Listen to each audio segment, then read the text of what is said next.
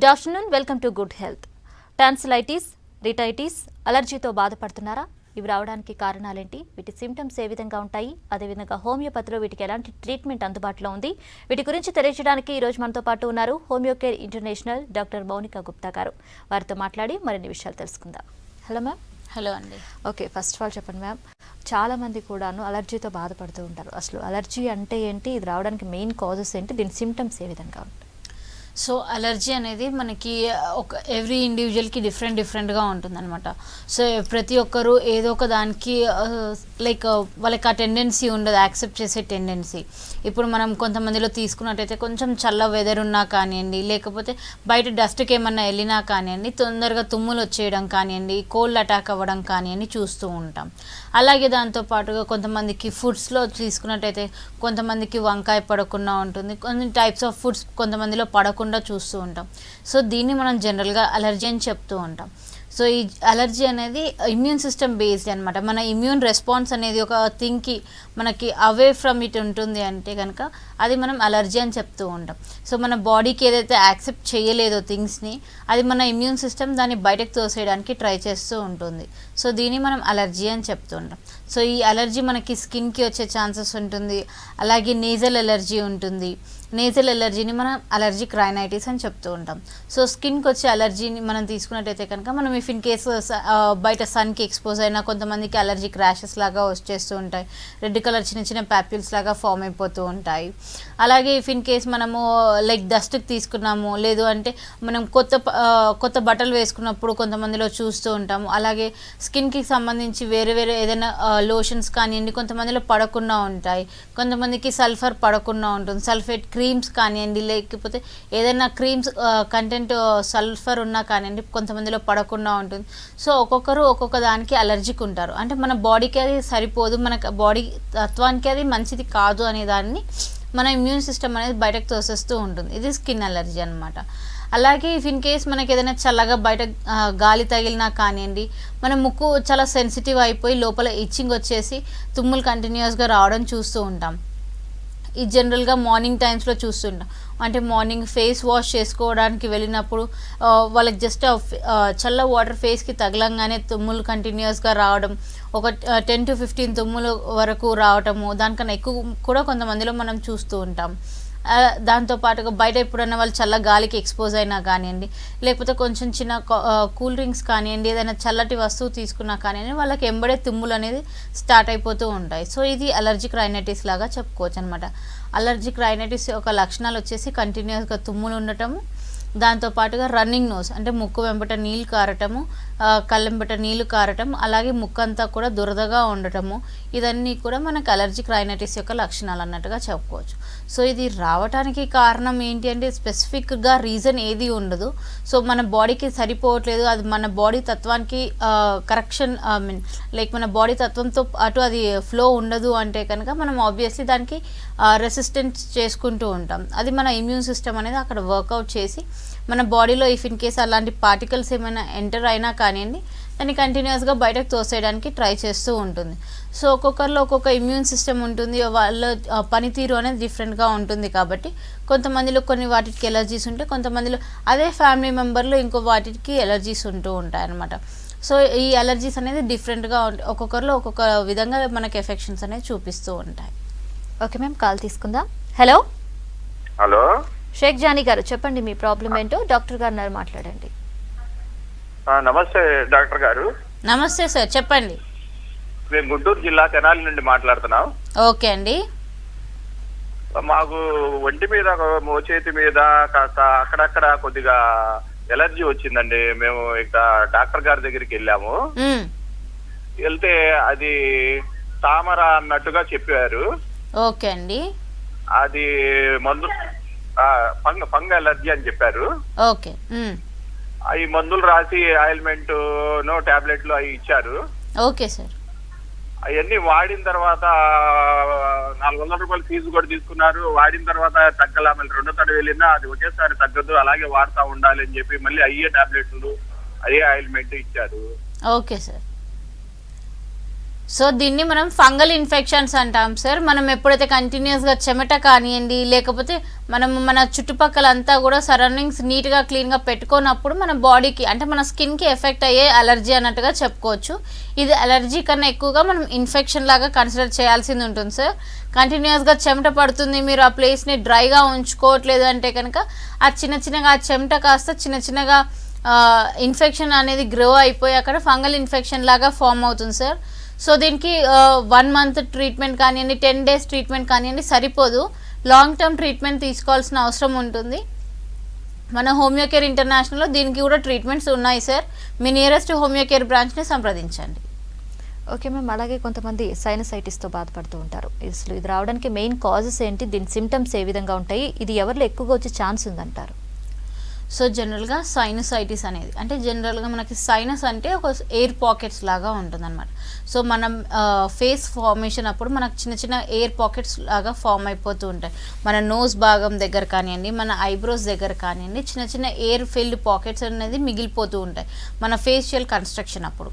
So ఆ air పాకెట్స్లో నార్మల్గా air ఉన్నప్పుడు కానివ్వండి, లేకపోతే ఏమీ లేనప్పుడు కానివ్వండి మనకి ఎటువంటి సిమ్టమ్స్ ఉండదు. కానీ కొంతమందిలో ఏమవుతుందంటే కొంచెం చల్లగా బయటకు వెళ్ళినా కానివ్వండి, అట్మాస్ఫియర్లో తేమ ఎక్కువగా ఉన్నా కానివ్వండి, వాళ్ళకు అబ్జర్వ్ చేసుకునే కెపాసిటీ ఎక్కువ అయిపోతుంది. సో ఆ ఎయిర్ పాకెట్స్ అంతా కూడా ఫ్లూయిడ్ తోటి ఫిల్ అయిపోతూ ఉంటుంది. సో ఎప్పుడైతే ఈ ఫ్లూయిడ్ ఫిల్డ్గా ఉంటుందో అప్పుడు మనకి ఫేస్ అంతా కూడా బరువుగా అనిపించడము, ఆ ఏరియా అంతా పఫీగా అనిపించడము, నొప్పి ఉండటము, కంటిన్యూస్గా నేజల్ బ్లాకేజ్ ఉండడం ఇవన్నీ చూస్తూ ఉంటాం. సో జనరల్గా సైనసైటిస్ లక్షణాలు ఇవన్నట్టుగా చెప్పుకోవచ్చు అనమాట.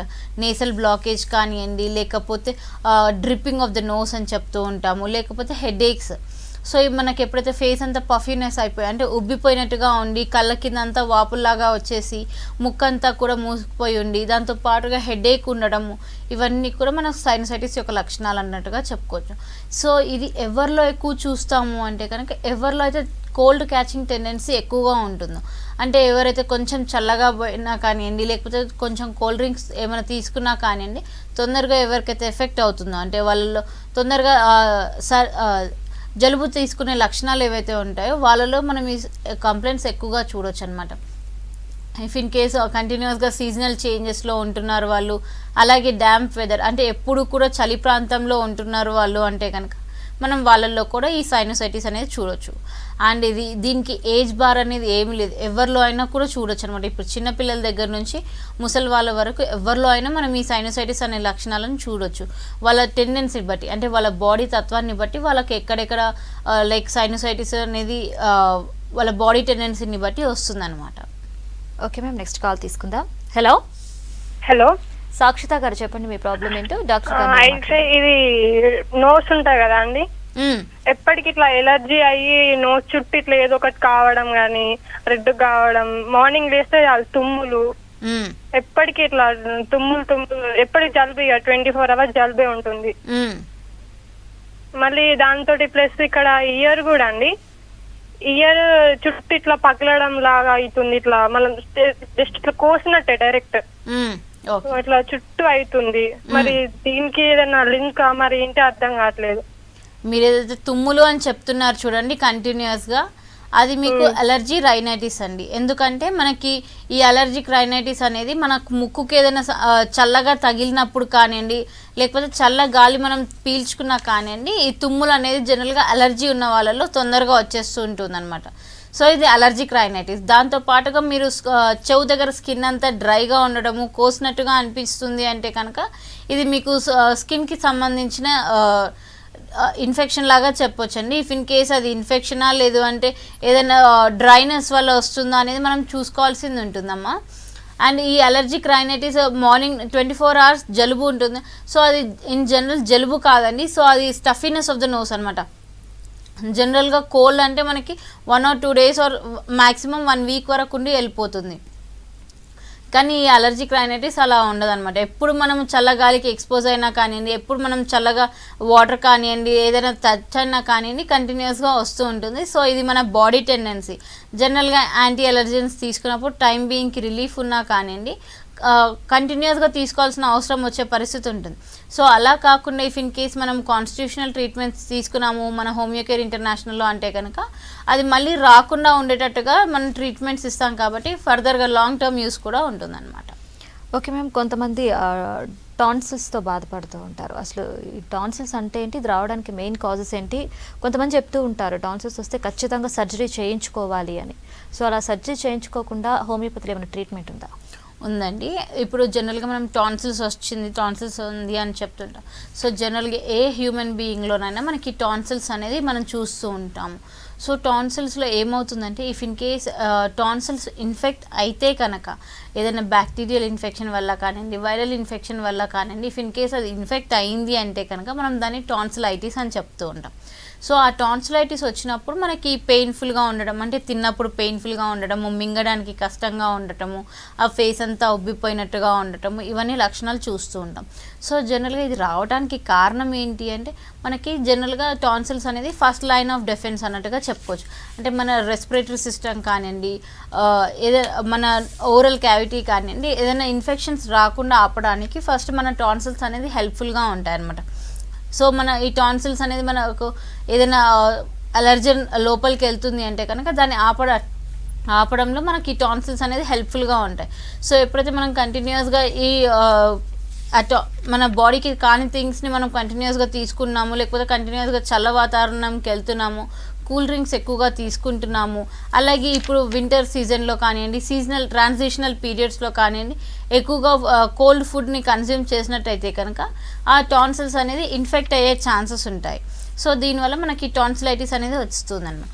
సో ఈ టాన్సిలైటిస్ వచ్చినప్పుడు మెడంతా కూడా మూసుకుపోయినట్టు, ఏది కూడా లోపలికి తినడానికి రాకుండా ఉండేటట్టుగా, వాటర్ తాగడానికి కూడా కష్టంగా ఉండేటంత పెయిన్ఫుల్గా ఉంటుందన్నమాట.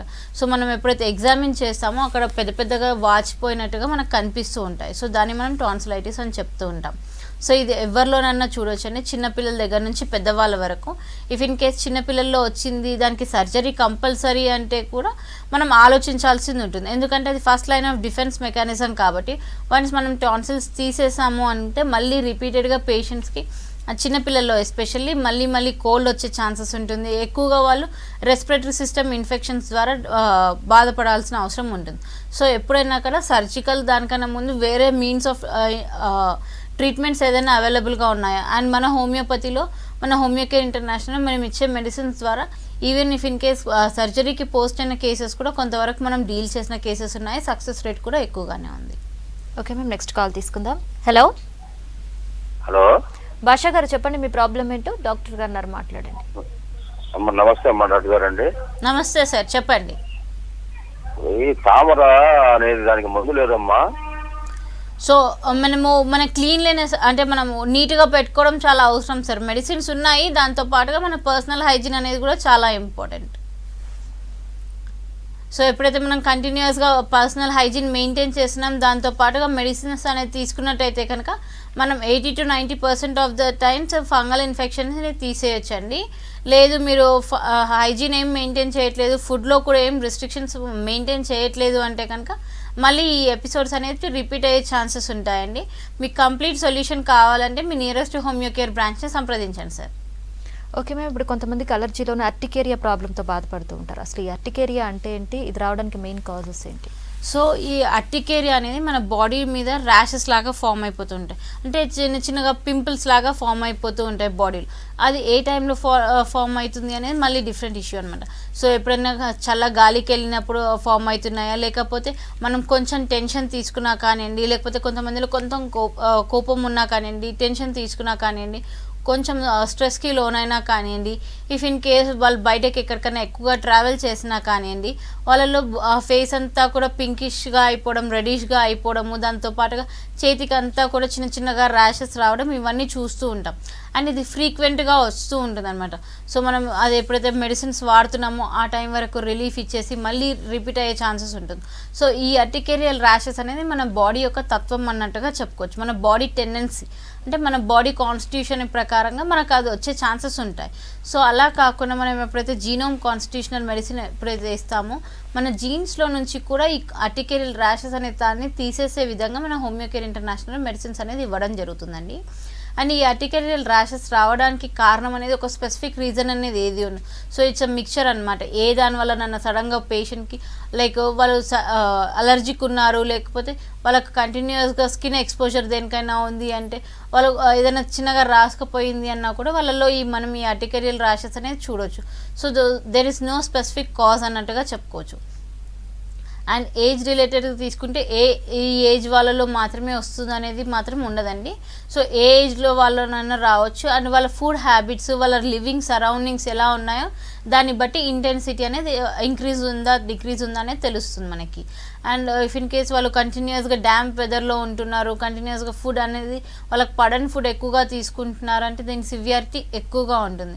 ఇఫ్ ఇన్ కేస్ వాళ్ళు అన్ని ప్రికాషన్స్ వాడుతున్నారు అయినా కూడా రిపీట్ అవుతుంది అంటే ఆ ఇంటెన్సిటీ అనేది తక్కువ అవుతుంది, కానీ అది ఉండడం మాత్రం కంపల్సరీ ఉంటుంది. సో ఎప్పుడైతే మనం యాంటీ అలర్జెన్ ట్యాబ్లెట్స్ కానివ్వండి, యాంటీ హిస్టమైన్స్ కానివ్వండి ఎప్పుడైతే వాడతామో అప్పటి వరకు కొంతవరకు రిలీఫ్ ఉన్నా కానివ్వండి మళ్ళీ రిపీట్ అయ్యే ఛాన్సెస్ ఉంటుంది. సో అలా కాకుండా కంప్లీట్గా మనకి హోమియోకేర్ ఇంటర్నేషనల్ కాన్స్టిట్యూషనల్ మెడిసిన్ ద్వారా కంప్లీట్గా అర్టికేరియల్ ర్యాషెస్ని తీసేసే విధంగా మన మెడిసిన్స్ హెల్ప్ఫుల్గా ఉంటాయండి. ఓకే మ్యామ్, ఇప్పుడు ప్రెగ్నెన్సీ టైంలో సైనసైటిస్ కానీ అదేవిధంగా మనకి అలర్జీ కానీ వచ్చినట్లయితే సో వాళ్ళు ఎలాంటి ట్రీట్మెంట్ తీసుకోవాలంటారు? ఎందుకంటే బేబీ కూడా ఉంటుంది కాబట్టి ట్రీట్మెంట్ సేఫ్ ఏనంటారా? మన హోమియోకేర్ ఇంటర్నేషనల్ మనం ఇచ్చే కాన్స్టిట్యూషనల్ మెడిసిన్ ద్వారా ఈ సేఫ్ ట్రీట్మెంట్ అండి. ఈవెన్ ప్రెగ్నెంట్ విమెన్ అయినా కానివ్వండి, ఓల్డ్ పీపుల్ అయినా కానివ్వండి, న్యూ బోర్న్స్ అయినా కానివ్వండి, ఎవరైనా కూడా మనం హోమియోపతిక్ మెడిసిన్స్ ప్రిఫర్ చేయొచ్చండి. అండ్ ప్రెగ్నెన్సీ టైంలో కూడా ఇది సేఫే అన్నట్టుగా చెప్పుకోవచ్చు. ఎందుకంటే ప్రెగ్నెన్సీ టైంలో డాక్టర్స్ కూడా పేషెంట్స్కి ప్రెగ్నెంట్ విమెన్కి ఇవ్వడానికి ఆలోచిస్తూ ఉంటారు అన్నమాట. ఇఫ్ ఇన్ కేస్ ఏదైనా థింగ్ ఉన్నా కానీ బేబీకి ఎఫెక్ట్ అవుతుంది అనే దానిలో. సో మన దగ్గర అలా కాకుండా జీన్ని కరెక్షన్ చేసే విధంగా మనం ఎప్పుడైతే మెడిసిన్ ఇస్తామో లోపల బేబీకి ఫర్దర్గా అటాక్ అవ్వకుండా కూడా ఉంటుంది. అలాగే జీన్ కరెక్షన్ అయిపోతుంది కానీ బేబీ ఫర్దర్గా సఫర్ అవ్వకుండా ఉంటారు. అలాగే మదర్ కూడా డ్యూరింగ్ ప్రెగ్నెన్సీ టైంలో తొందరగా హీలింగ్ కెపాసిటీ అనేది ఉంటుంది. ఎందుకంటే మన బేబీ అనేది స్టెమ్ సెల్స్ ప్రొడ్యూస్ చేస్తుంది కాబట్టి హీలింగ్ కెపాసిటీ అనేది డబుల్ అయిపోతుంది అనమాట. సో ప్రెగ్నెన్సీ టైంలో ఇఫ్ ఇన్ కేస్ ఏదైనా వచ్చినా మోస్ట్ ఆఫ్ ద టైమ్స్ లోపలనే క్లియర్ ఆఫ్ అవ్వడానికి ట్రై చేస్తుంది. ఇఫ్ ఇన్ కేస్ దానివల్ల కూడా అవ్వట్లేదు అంటే కనుక మన హోమియోపతి మెడిసిన్స్ ద్వారా కొంతవరకు హెల్ప్ఫుల్ అవుతుంది వాళ్ళకి. ఓకే మ్యామ్, నెక్స్ట్ కాల్ తీసుకుందాం. Hello hello, good afternoon madam. Good afternoon Ramya గారు, చెప్పండి మీ ప్రాబ్లం ఏంటో. డాక్టర్ గారు బాబుకి 6 years ఉంటాడు మేడం. తనకి చిన్న కొండ నలక దగ్గర టాన్సిల్స్ అటు ఇటు పెద్దగా కనిపిస్తున్నాయి.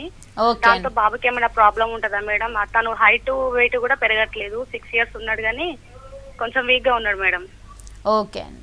సో ఇమ్యూన్ సిస్టమ్ ఎప్పుడైతే తక్కువగా ఉంటుందో అంటే మన రోగనిరోధక వ్యవస్థ ఎప్పుడైతే క్షీణించి ఉంటుందో లేకపోతే తక్కువగా పనిచేస్తుందో అప్పుడు వాళ్ళలో మనం ఈ టాన్సిల్స్ అనేది చూడొచ్చమ్మా.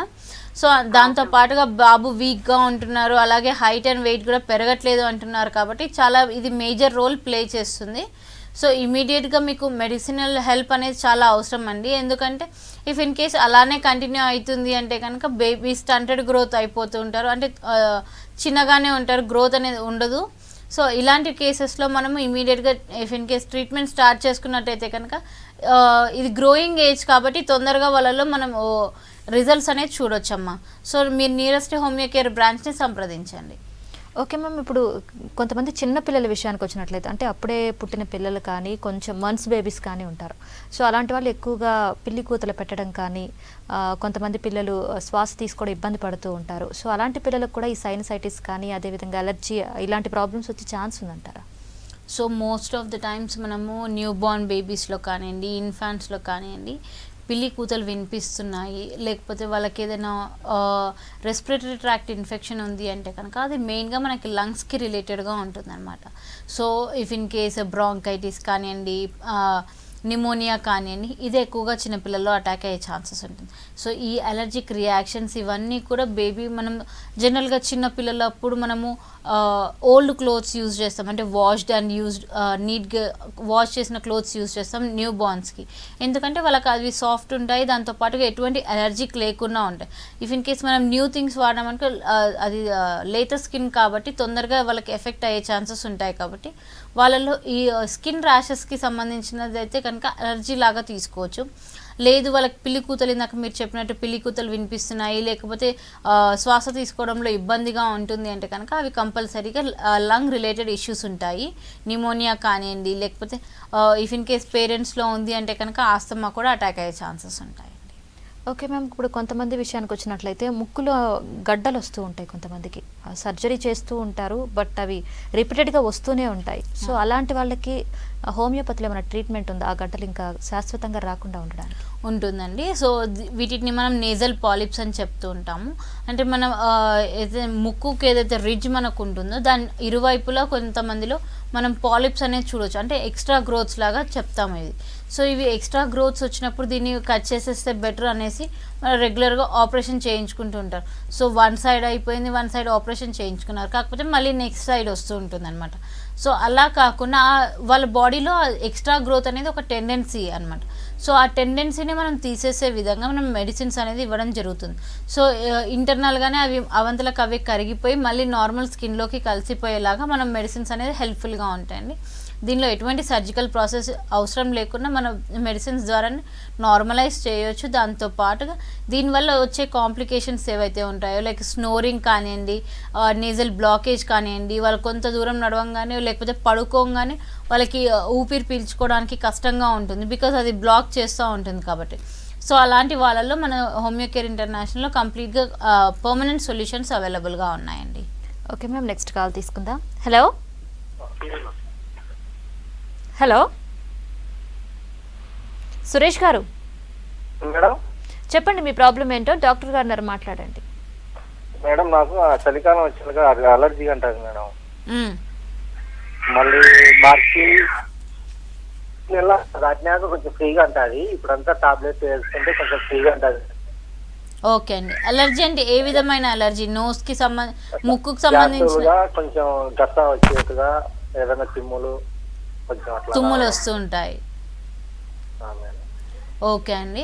సో మీరు ఇప్పుడు టైం బీయింగ్కి వాడుతున్న మెడిసిన్స్ అయితే మీకు ఈ పూటకి మాత్రమే రిలీఫ్ ఇస్తాయండి. కాకపోతే మీకు కంప్లీట్గా సొల్యూషన్ కావాలి, పర్మనెంట్గా మళ్ళీ రాకుండా ఉండాలి, ఎవ్రీ సీజన్ నేను ఇలా బాధపడొద్దు అంటే కనుక మన హోమియోకేర్ ఇంటర్నేషనల్లో కాన్స్టిట్యూషనల్ మెడిసిన్స్ అవైలబుల్గా ఉన్నాయి సార్. సో ఎప్పుడైతే మనం వన్స్ మెడిసిన్ కోర్స్ అనేది స్టార్ట్ చేసుకుంటామో మెల్లిమెల్లిగా మీకు ఇంప్రూవ్మెంట్స్ అనేవి స్టార్ట్ అయిపోతూ ఉంటాయి. అండ్ మీరు ఈ ఇయర్ ఎంత సఫర్ అయినారో నెక్స్ట్ ఇయర్ అలా సఫర్ అవ్వకుండా కూడా ఉంటారు. సో కంప్లీట్ సొల్యూషన్స్ కోసం మీరు చూసినట్టయితే కనుక Homeocare is the best place. Okay ma'am, ఇప్పుడు కొంతమంది ఒబేసిటీ ఉన్న వాళ్ళు కానీ, థైరాయిడ్ ఉన్న వాళ్ళు కానీ, బీపీ, షుగర్ ఇలాంటి ఉన్న వాళ్ళకి సైనసైటిస్ కానీ లేదా అలర్జీకి సంబంధించిన ఏమన్నా ప్రాబ్లమ్స్ వచ్చినట్లయితే ట్రీట్మెంట్ అనేది ఏ విధంగా ఉంటుంది? అంటే నార్మల్గా అందరికి ఇచ్చినట్టే ఇస్తారా, లేకపోతే వీళ్ళకి ఏమన్నా డిఫరెంట్గా ఇస్తారంటారా? సో మనం ఇచ్చే మెడిసిన్ జనరల్గా వాళ్ళ బాడీ పర్సనాలిటీ టైప్ ఇవన్నీ కూడా మేము కన్సిడర్ చేసే విధానం వేరనమాట.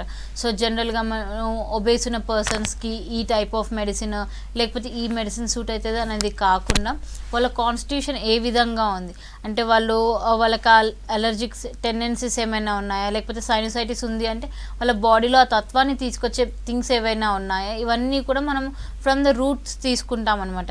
అంటే వాళ్ళ కాన్స్టిట్యూషన్ ఎలా ఉంటుంది, వాళ్ళ మైండ్ ఏ విధంగా వర్క్ చేస్తుంది, ఒక సిచ్యువేషన్కి ఎలా రియాక్ట్ అవుతారు, ఇవన్నిటి మీద మనం బేస్ చేసుకొని మెడిసిన్ అనేది ఇవ్వడం జరుగుతుంది. సో వాళ్ళకి ఎటువంటి కోమార్బిడిక్ కండిషన్స్ ఉన్నా కానీ మన మెయిన్ ఫోకస్ అంతా కూడా వాళ్ళు ఏ విధంగా ఉన్నారు, వాళ్ళు ఏ విధంగా రియాక్ట్ అవుతున్నారు, దీన్ని తీసుకొని బేస్డ్ ఆన్ ఇది మెయిన్గా మనకి ఇంపార్టెంట్ అనమాట. మెంటల్ జనరల్స్, ఫిజికల్ జనరల్స్ ఇవన్నీ కూడా మన హోమియోపతిక్ ప్రిస్క్రిప్షన్లో చాలా ఇంపార్టెంట్ అండి.